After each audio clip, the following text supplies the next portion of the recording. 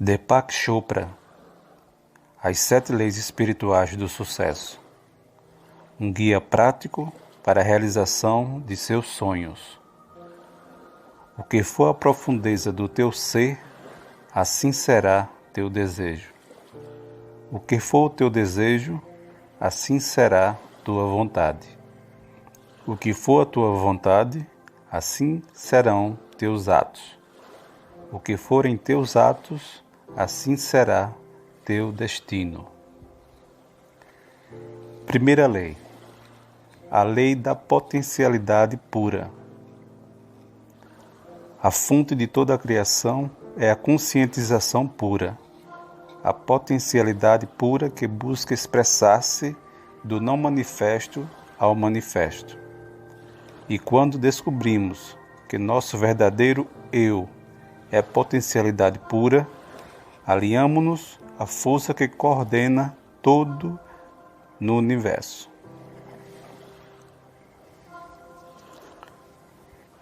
No princípio não havia existência ou inexistência. O mundo era energia não revelada. Ele vivia sem viver, por seu próprio poder, e nada mais havia. A primeira lei espiritual do sucesso é a lei da potencialidade pura. Essa lei se apoia no fato de que somos, essencialmente, consciência pura. Consciência pura significa potencialidade pura. É o campo de todas as possibilidades e da criatividade infinita. Consciência pura é a nossa essência espiritual. Ser infinito e ilimitado é pura satisfação. Outros atributos da conscientização são o conhecimento puro, o silêncio infinito, o equilíbrio perfeito, a invencibilidade, a simplicidade, a felicidade. Essa é a nossa natureza essencial, que é potencialidade pura. Quando você descobre sua natureza essencial, quando sabe quem realmente é, encontra toda a sua potencialidade. É no conhecer-se que reside a capacidade de realização de todos os sonhos, porque você mesmo representa a possibilidade eterna, a imensurável potencialidade de tudo que foi e pode vir a ser. A lei da potencialidade pura também poderia ser chamada de lei da unidade, pois sob a diversidade infinita da vida encontra-se a unidade do espírito da pessoa. Não existe separação entre você e esse campo de energia. O campo da potencialidade pura é o próprio eu. E quando você busca a sua verdadeira natureza, o próprio eu, mais se aproxima do campo da potencialidade pura. Na experiência do eu, chamada autorreferência, nosso ponto de referência interior é o espírito e não aquilo que nos rodeia. O seu oposto é o objeto referência, cujo ponto de referência interior é o ego. Na experiência do objeto referência, nos deixamos influenciar pelo que acontece fora de nossa natureza interior, pelas situações, circunstâncias, pessoas, coisas.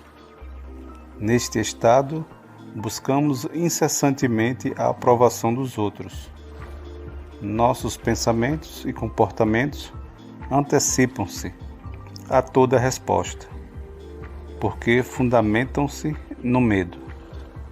No objeto referência, nossa tendência é querer controlar as coisas, ter necessidade do poder externo. Todas essas situações, necessidade de aprovação, de poder externo, de controle das coisas, estão baseadas no medo. Esse tipo de força não é o da potencialidade pura, o poder do eu, o poder real. Se experimentamos o poder do eu, não há medo, não há compulsão para o controle.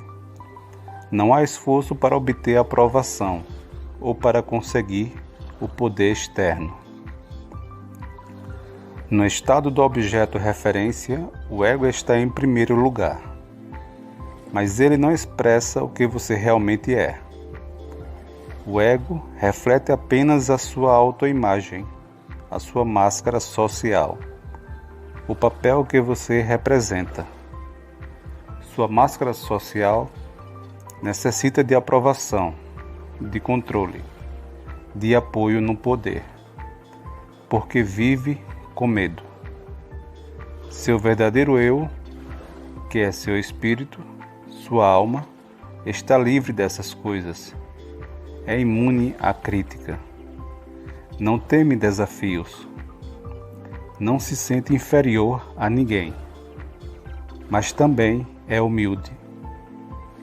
Não se sente superior, porque reconhece que todas as pessoas representam o mesmo eu, o mesmo espírito com diferentes faces.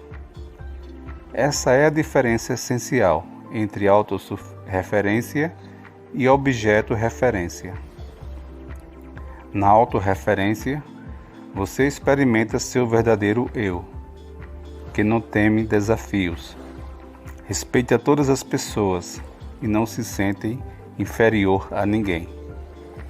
O autopoder é, portanto, o verdadeiro poder. Já o poder assentado no objeto referência é um falso poder. Por estar fundamentado no ego, ele existe enquanto existir o objeto de referência. Se você tem muito dinheiro, ou um título, um cargo importante, presidente de um país, presidente de uma empresa, esse poder tão apreciado desaparecerá juntamente com o dinheiro, com o título, com o cargo. O poder baseado no ego, portanto, termina quando acabam essas coisas, assim que desaparecem, seja o título, o cargo, o dinheiro. O poder também desaparece. O autopoder, no entanto, é permanente, porque está fundamentado no conhecimento do eu. O autopoder tem características próprias. Ele atrai não só as coisas que você deseja, como as pessoas que possam lhe interessar.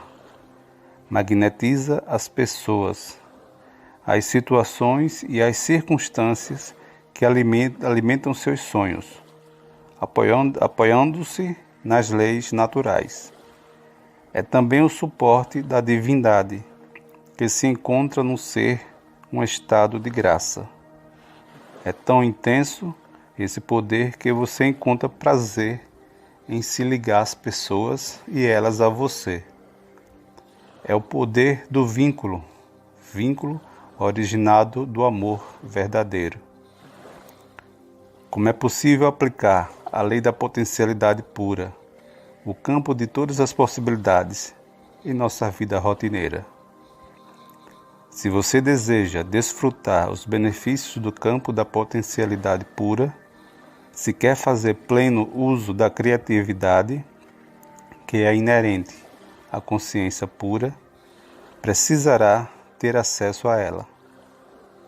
Uma forma de conseguir isso é se entregar diariamente a momentos de silêncio, praticar a meditação, evitar julgamentos. Viver em contato com a natureza é outra maneira de ter acesso às qualidades inerentes a esse campo. A infinita criatividade, a liberdade, a felicidade. Praticar o silêncio significa assumir o compromisso de reservar uma certa quantidade de tempo para simplesmente ser. Experimentar o silêncio significa afastar-se periodicamente da atividade da fala. Significa também afastar-se periodicamente de atividades como assistir à televisão, ouvir um rádio, ler um livro. Se você nunca se entregar à experiência do silêncio, estará provocando turbulência em seu diálogo interior. Sempre que possível, reserve tempo para experimentar o silêncio, ou assuma o compromisso de manter o silêncio durante um certo período, diariamente. Poderia fazê-lo por 2 horas, por exemplo. Se isso lhe parecer muito, faça-o por 1 hora apenas. Mas tente sempre aumentar este tempo, experimentar o silêncio por um tempo cada vez maior. 1 dia inteiro, 2 dias, 1 semana. O que acontece quando você entra na experiência do silêncio? No início, seu diálogo interior fica mais turbulento. Sente uma necessidade intensa de dizer coisas. Conheci pessoas que ficavam completamente loucas nos primeiros dias em que se comprometiam a estender o período de silêncio. Eram tomadas por uma sensação de urgência e ansiedade. Mas quando persistiam na experiência, seu diálogo interior começava a se aquietar e o silêncio logo se tornava profundo. Isso acontece porque depois de um tempo a mente desiste. Ela se dá conta de que não adianta ficar dando voltas e voltas se você, o eu, o espírito, não vai falar e ponto final. Então, quando o diálogo interior silencia, você começa a experimentar a quietude do campo da potencialidade pura. Continua no próximo vídeo. Continue nos assistindo, nos ouvindo e até a próxima. Se gostou, ajude o canal a crescer. Se inscreva, dá um gostei e comente. Na descrição do vídeo tem alguns links que podem te ajudar. Vai lá e confere. E até a próxima.